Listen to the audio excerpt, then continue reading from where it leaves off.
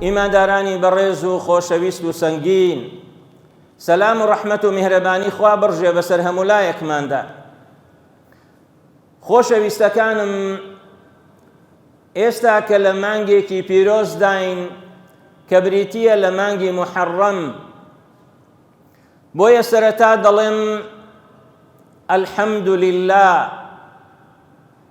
زۆر سوپاس بۆ تۆ خوایە کەوا ئێمەت کردووەت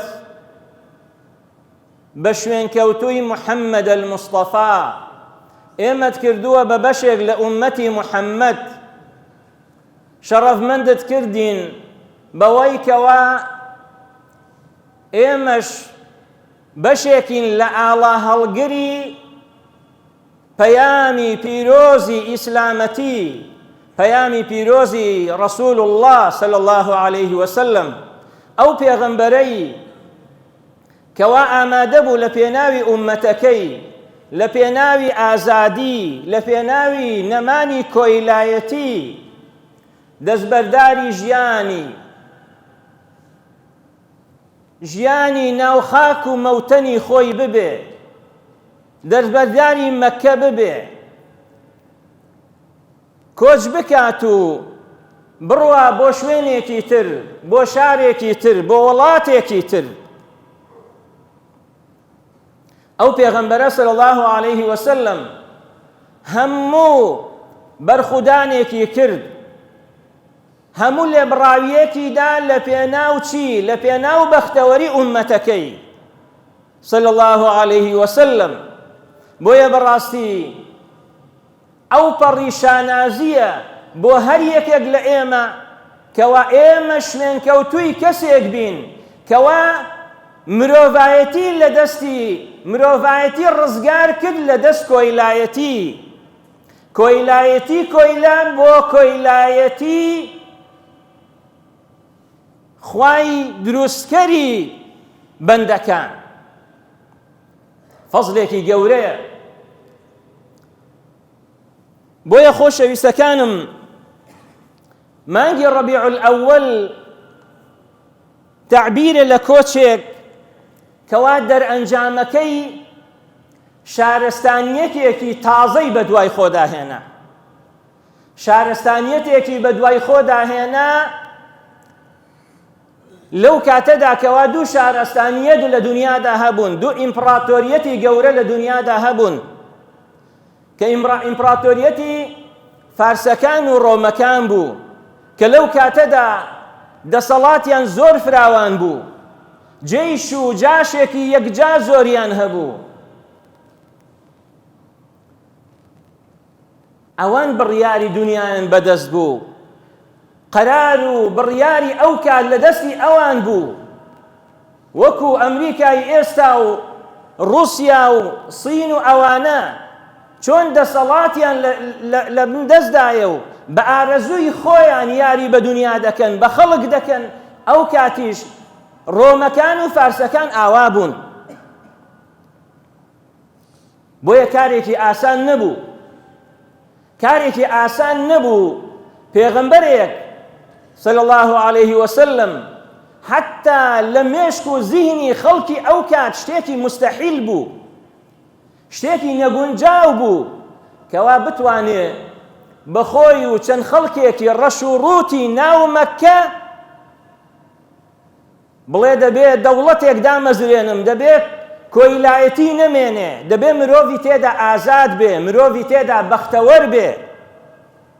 کارێکی قورس بوو، بەڵام بێگومان ئەو کارە قورسە چۆن ڕوویدا؟ کارێکی هەرەوەزی بوو، کارێک بوو کە پێغەمبەر صلی الله عليه وسلم بەتەنها نەبوو، بەڵکو هاوڵە بەڕێزەکان ئەسحاب ڕۆڵێکی زۆر گرنگ و کاریگەریان هەبوو لەو کاتەدا لە دروستکردنی بنەمای ئەو دەوڵەتە کە دوای دەوڵەتی مەدینەی لێ بەرهەم هات. ڕۆڵی ئەسحاب ڕۆڵێکی زۆر گرنگ بوو. بۆیە خوای گەورە مسلمانانی کردووەتە بە سێ چین، وەکو لە سوورەی حەشردا ئاەتی 8 و 9 و 10دا ئەومان بۆ بەیان دەکا کە خوای گەورە دەفەرمێ للفقراء المهاجرين الذين أخرجوا من ديارهم وأموالهم يبتغون فضلا من الله ورضوانا وينصرون الله ورسوله أولئك هم الصادقون والذين تبوأوا الدار والإيمان من قبلهم يحبون من هاجر إليهم ولا يجدون في صدورهم حاجة مما أوتوا ويؤثرون على أنفسهم ولو كان بهم خصاصة ومن يوق شح نفسه فأولئك هم المفلحون والذين جاءوا من بعدهم يقولون ربنا اغفر لنا ولإخواننا الذين سبقونا بالإيمان ولا تجعل في قلوبنا غلا للذين آمنوا ربنا إنك رؤوف رحيم.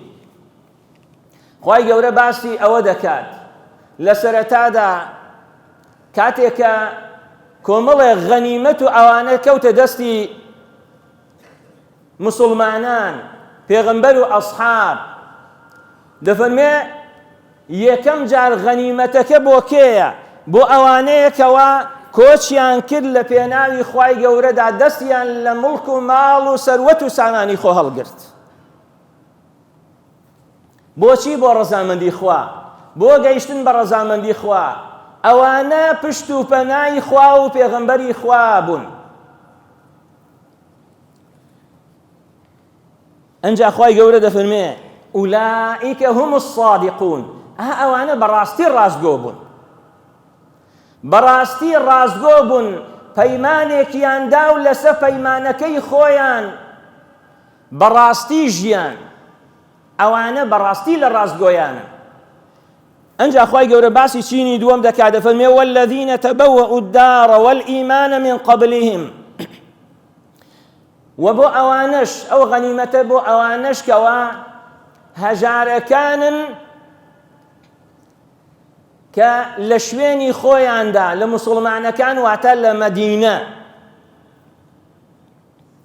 والذين تبوأوا الدار والإيمان من قبلهم کە پێشتر ئیمانیان هێنابوو يحبون من هاجر إليهم ولا يجدون في صدورهم حاجة مما أوتوا. دەفەرمێ ئەوانە لە بەرامبەر ئەو کارەی پێغەمبەردا صلی الله عليه وسلم زۆریان پێخۆش بوو، زۆریان پێخۆش بوو کە پێغەمبەری خوا صلی الله عليه وسلم ئەو غەنیمەت و ئەو دەستکەوتەی بەسەر مهاجریندا، ئەوانەی کە پێشتر کۆچیان کردبوو لەگەڵ پێغەمبەردا صلی الله عليه وسلم لە مەکەوە ڕۆیشت بوون بۆ مەدینە، بە دڵێکی زۆر فراوانیان وەرگرت و هیچ شتێک و هیچ حەڕەج و ناڕەحەتیەک لە دڵ و دەرونیاندا نەبوو، بەڵکو وەیؤثرون على ئەنفوسهم، بەڵکو ئەوانیان هەڵبژار بەسەر نەفس و دڵ و دەرونی خۆیاندا. ولو كان بهم خصاصة، لە کاتێکدا کە خۆیان زۆر پێویستیان پێبوو، زۆر پێویستیان پێبوو. بۆیە زۆر گرینگە خۆشەویستەکانم کاتێک کە خۆت پێویستیت بە شتێکە بەڵام برای خۆت بەسەر خۆتدا هەڵبژێری، لە سەروەت و سامانی دنیا، لە تەموعی دنیادا. ومن يوق شح نفسه فأولئك هم المفلحون. بێگومان ئەو کەسەی کەوا دڵ و دەرونی خۆی لە ڕژدی و لە بەخیلی بپارێزێ، ئەوانەش کامانە بوون هم المفلحون، ئەوانەش بەڕاستی سەرکەوتووەکان بوون. سەرکەوتووەکان کێ بوون؟ ئەنسار بوون، ئەوانەی کەوا پشت و پەنای پێغەمبەری خوا بوون، لە مەدینە پشتی پێغەمبەریان گرت، مەدینەیان کردە پەنایەکی باش و شوێنێکی ئەمین بۆ پێغەمبەر و ئەسحاب. ئەنجا چینی سێیەم دێن خۆشەویستەکانم کە دەفەرمێ والذین جاءوا من بعدهم، ئەوانەش کەوا بە دوای ئەوانەدا دێن. ئەوانە کێن؟ ئەوانەی لە دوای ئەسحاب هەتا دەگات بە ئێمە. ئەوانە ئیشیان چییە؟ يقولون ربنا اغفر لنا ولإخواننا الذين سبقونا بالإيمان. ئەوانن کە دەڵێن خوایەگیان لە ئێمە خۆش بە ربنا اغفر لنا ولإخواننا الذين سبقونا بالإيمان ولەوانەش خۆش بکەوە لە پێش ئێمەدا بە ئیمانەوە ڕۆیشتون یان پێش ئێمە کەوتون لە ئیمان هینان ولا تجعل في قلوبنا غلا للذين آمنوا خوایەگیان هیچ بغض و قین و ڕقێک مەخە ناو دڵ و دەروونماندا لە بەرامبەر هەر کەسێکدا کەوا ئیمانی هەیە ربنا إنك رؤوف رحيم خوایەگیان هەر تۆ دڵسۆز و میهرەبانی کەواتە ئیمامی مالیک ڕەزا و ڕەحمەتی خوای لێبێ دەفەرمێ چی؟ دەفەرمێ موسڵمان لەو سێچینە بەدەرنین یان ئەوەتە مهاجرینن ئەوانەی کە ئیمانیان بە پێغەمبەر هێنا بە پەیامی تازە هێنا لە مەککە شوێن محەممەد کەوتن ئەوانە چینی یەکەمن چینی ئەفضەلن هەرە ئەفضەل ئەوانن خوای گەورە دەفەرمێ ئەوانە ڕاستگۆیە لە هەرە ڕاستگۆکان بوون ئولائیکە هم الصادقون ئەوانەی ترکەوە پشت و پەنای پێغەمبەر بوون بۆ سەرخستنی دینەکە کە بەیعەتی مان و نەمانیان بە پێغەمبەردا صلی الله عليه وسلم ئەوانەش ئەنسار بوون دەفەرمێ ئەوانە هم المفلحون ئەوانە سەرکەوتوەکان بوون ئەوانەش بەڕاستی سەرکەوتن بەڕاستی ئەوانەش براوە بوون ئەی ئێمە کارمان چییە؟ ئێمە کارمان ئەوەیەکەوە دوعا بۆ خۆمان و بۆ ئەوانیش بکەین سپڵە نەبین بەرامبەر بەوەی کەوە مهاجرین کردی سپڵە نەبین بەرامبەر بەوەی کەوە ئەنسار کردیان کە لەو کاتەدا مەترسیەکی زۆر گەورە بوو کەواتوو شارێک بدەیە دەستی کەسێک کە بە تەنهایە و تەنها چەند خەڵکێکی هەژار و فەقیری لەگەڵدایە بەڵام ئەوان بوونە پشت و پەنای پێغەمبەر صلی الله عليه وسلم بۆیە خۆشەویستەکانم زۆر وریای ئەو نوقتەیە بن زۆر وریای ئەو خاڵە بن ئێستا دەستێک هەیە ئێستا خەڵکێک هەیە طبعا خەڵکێک هەیە تەنها دەڵێن خوا بەس خوا هیچی دی حیساب بۆ پێغەمبەریش ناکەن صلی الله عليه وسلم خەڵکێکی تر هەیە دەڵێن بەڵێ پێغەمبەر ئەوە پێغەمبەری خوا بوو بەڵام ئەسحابەکان هاوڵەکانیان خەڵکێکیان تێدا بوو زۆر خراپ بوون خەڵکێکیان تێدا بوو کەوا خیانەتیان کرد خەڵکێکیان تێدا بوو کەوا بۆ پاتاڵ وە دوای پێغەمبەر کەوت بوون صلی الله عليه وسلم وریای ئەو نوقتەیە بن بۆیە خۆمان ڕابێنین زمانی خۆمان ڕابێنین هەر کاتێک کە گوترا ئەسحابی پێغەمبەر صلی الله عليه وسلم بڵێن ڕەحمەتی خوایان لێبێت ئەوە کەمترین وەفایە لەلای ئێمەوە بۆ کێ بۆ ئەسحابی پێغەمبەری خوا ئەو هاوڵانەی ئەو ئەسحابانەی کەوا ئەو ژیانەی ئێمەیان کە ئێستا ئێمە موسڵمانین کە ئێمە باوەشمان بە دیندا کردووە کە ئێمە بەختەوەر بووین بەو دینە بەرهەمی ڕەنج و ماندووبوون و لێبڕاوی ئەوانە بۆیە خۆشەویستەکانم ڕۆڵی ئەسحاب لە کۆچی پێغەمبەردا صلی الله عليه وسلم بەڕاستی زۆر زۆر گەورە بوو ئێمە ئەگەر چەند نمونەیەک بێنینەوە سوهەیبی ڕۆمی کابرایەکی ڕۆمی بوو کاتی خۆی بە کۆیلە کردرا بوو برا بۆ مەککە بەڵام لەبەر زیرەکی و لێهاتووی گەنجێکی زۆر زیرەک زۆر لێهاتوو کابرای کە خاوەنەکەی بوو ئازادی کرد و کردیە ڕەفیقی خۆی لە تیجارەت و مەعامەلەدا پیاوێکی زۆر زیرەک بوو پیاوێکی زۆر لێهاتوو بوو دوای ئەوەی کە پێغەمبەر صلی الله عليه وسلم پەیامەکەی خۆی ڕاگەیاند و دەستی کرد بە بانکردنی یەک بە یەکی خەڵک لە مەککە. سوهەیب ڕەزا و ڕەحمەتی خوای لێ بێ موسڵمان بوو. دوای ئەوەی کە پێغەمبەری خوا صلی الله علیه وسلم کۆچی کرد، سوهەیبیش بە دوای پێغەمبەردا صلی الله علیه وسلم بڕیاری کۆچیدا. بۆیە کاتێک کە سوهەیب لە مەککە دەرچوو، قوڕەیشیەکان چوون پێشیان لێگرت. هێزێکی قوڕەیش چوون پێشیان لێگرت. بۆیە سوهەیب ڕەزا و ڕەحمەتی خوای لێ بێ چۆ سەر گردێکی لێگرتن، گوتی ئەوە چیتان لێم دەوێ؟ فەرمووی وەڵڵاهی 40 تیرم پێیە، 40 تیرم پێیە. خۆشتان دەزانن من هەر تیرێک بهاوێم ئیلا ئەوەی بۆی دەهاوێم دەی پێکم. تی دڵنیا بن 40 کەستان لێ دەکوژم. تیجا ئەگەر دێن بەختی خۆتان تاقی دەکەنەوە، وەرن دوای ئەوەی کە 40 کەسم لێ کوشتن ئەنجا وەرن ئەوەی بەسەر من دێنن بەسەرم بێنن. بۆیە ترسێکی خستە دڵیانەوە، گوتیان تۆ کۆیلە بووی، تۆ نەدار بووی، تۆ بێکەس بووی، تۆ بێ حاڵ بووی، تۆ بێ ماڵ بووی، تۆ بێ سەروەت و سامان بووی، لەلای ئێمە بوویە خاوەنی سەروەت و سامان. بۆیە سوهەیب ڕەزا و ڕەحمەتی خوای لێ بێ دوای ئەوەی کەوا ئازاد بوو دەستی بە تیجارەت و معاملە کرد، بوو بە خاوەنی سەروەت و سامانێکی باش لە ناو مەککەدا. کاتێک کە زانی ئەوان چاویان لە سەروەت و سامانی ئەوە، فەرمووی کەوەت و سامانەکەم ئەوە زێڕەکەم لە فڵان شوێنە شاردۆتەوە لە ناو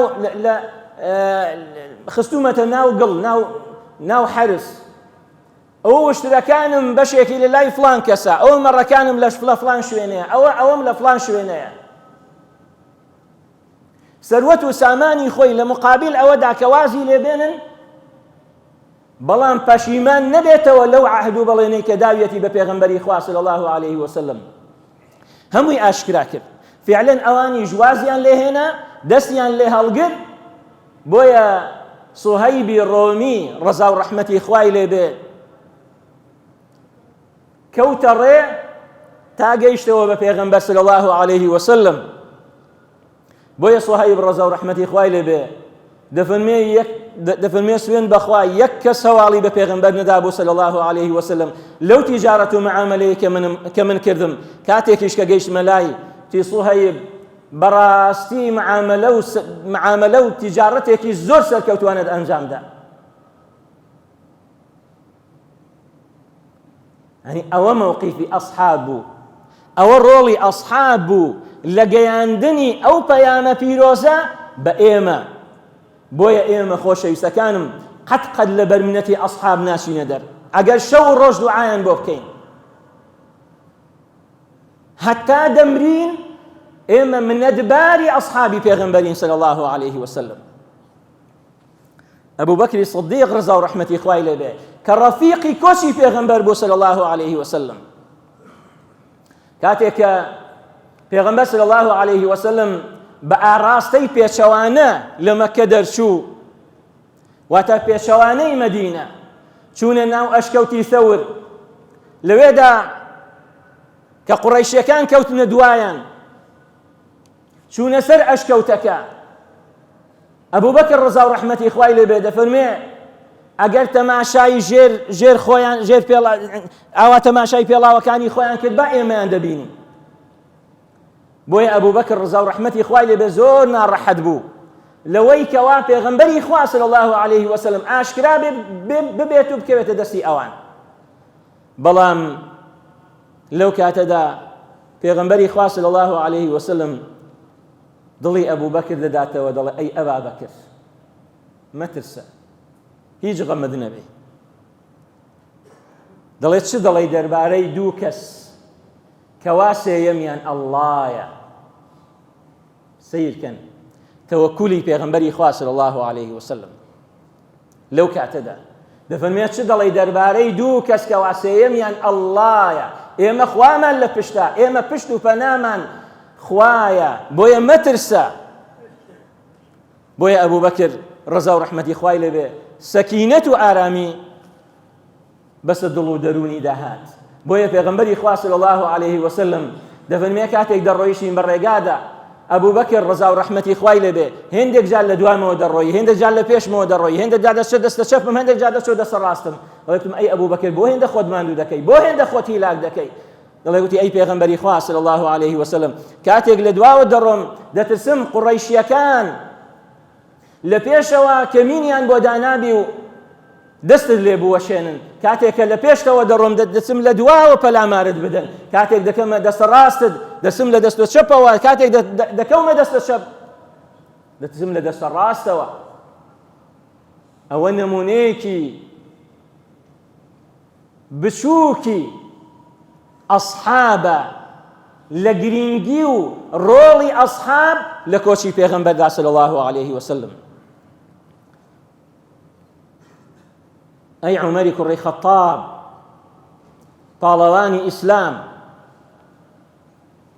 کاتێککە هاوڵە بەڕێزەکان کۆچ دەکەن یەک یەک و دوو دوو لە ناوەڕاستی شەودا، بەڵام عومەری کوڕی خەتاب ڕەزا و ڕەحمەتی خوای لێبێ ئەسپەکەی زین دەکات و دەچێت سێ جار بە دەوری کەعبەدا دەسوڕێتەوە لە چێشتەنگاودا لە بەرەبەیانێکدا،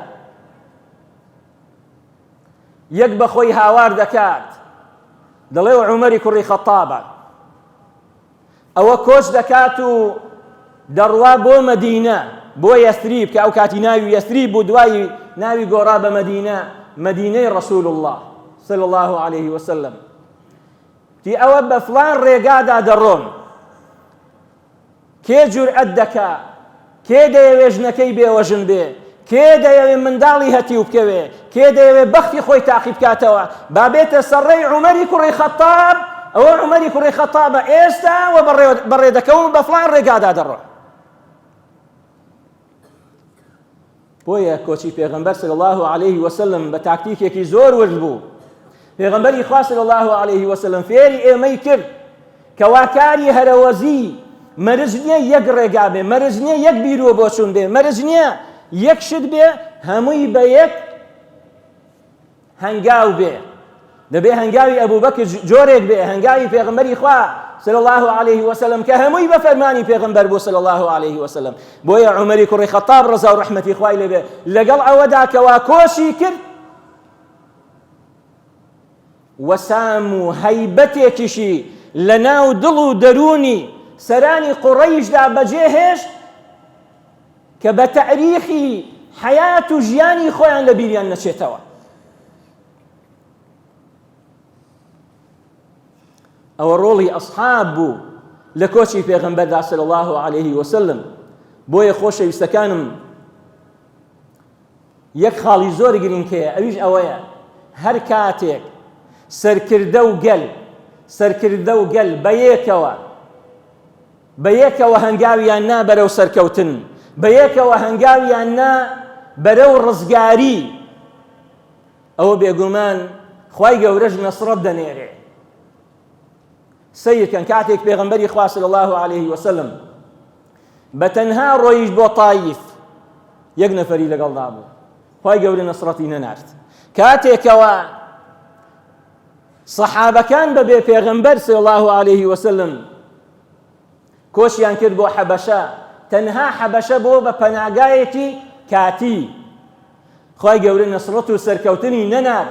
بەڵام کاتێکەوە پێغەمبەر و ئەصحاب بە یەکەوە بڕیاریاندا و خوای گەورە بە فەرمانی خوا بەرەو مەدینە بەڕێکەوتن، خوای گەورە ئەو کاتی نەسرەتی نارد. بۆیە هەر گەل و نەتەوەیە بە تایبەتی موسڵمانان ئەگەر بمانەوێ بەڕاستی سەربەرز بین، بەڕاستی سەرفراز بین، دەبێ سەرکردە ئاوا دڵسۆز بێ. کاتێک کە سەرکردە ئاوا دڵسۆز بوو بێگومان ڕەعیەتەکەشی بەو شێوەیە دڵسۆز دەبێ، بەو شێوەیە پشت و پەنا پشت و پەنای ئەو بیرۆکە دەگرێتەوە سەرکردەکە بڕیاری بۆ داوە. بۆیە خۆشەویستەکانم، ئەصحاب بەشێکە لە بیر و باوەڕی ئێمە، بەشێکە لە عەقیدەی ئێمە. ناکرێ ئێمە پێمان وابێکەوە کە دەڵێن ئەشهەدو ئەن لا ئیلاهە ئیلا الله وأشهد أن محمد رسول الله صلى الله عليه وسلم أو أصحاب بدربوا لوا نا كدلي شاهدي دندن بويكوا پیغمبر صلى الله عليه وسلم نردراوي بحقي خوايا واتا شاهدي دندن بو هر كسيكوا پیغمبر خوا صلى الله عليه وسلم دستي خستوتنا و دستي وبوا بأصحابي پیغمبر صلى الله عليه وسلم. ئێمە قەرزداری ئەوان، بۆیە بە بەردەوام دوعایان بۆ بکەین و خۆمان بە قەرزداری ئەوان بزانین. یا ڕەبی خوایە بە خاتری ناوە جوانەکانت، صیفەتە بەرزەکانت لێت دەپاڕێینەوە خوایە گیان، ئێمەش ئومەتێکی بەوەفا بین بۆ ڕێبازی پێغەمبەرەکەمان محەممەد صلی الله عليه وسلم.